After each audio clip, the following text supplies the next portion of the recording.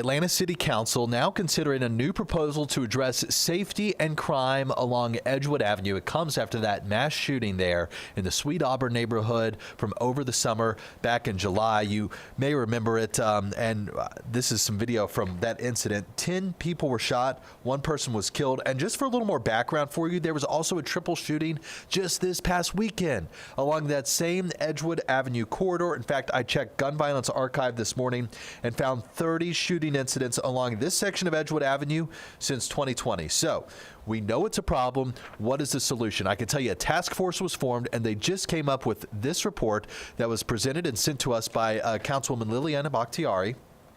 It is 40 pages long, and I'm going to scroll down to, I believe it's page 12. And page 12 is where we start to get some of these actionable insights, some of these recommendations, what needs to be done. These include banning so-called party houses in the MLK Landmark District, which officials say are operating like after-hours bars. There's also a plan to expand cameras along the corridor to deter crime. You see that here.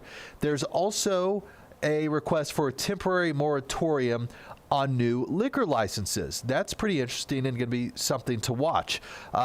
This renewed push comes after those safety concerns we just addressed. What happens from here?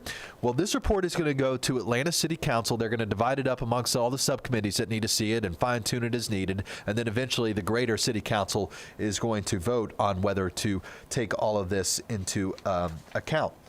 I can tell you, I'm going to leave you with one last stat here for context, and we're going to break. Atlanta police responded 750 times in this past year during the 11 o'clock hour alone to that corridor of Edgewood Avenue. So that comes out to be almost 2 times a day for the last year.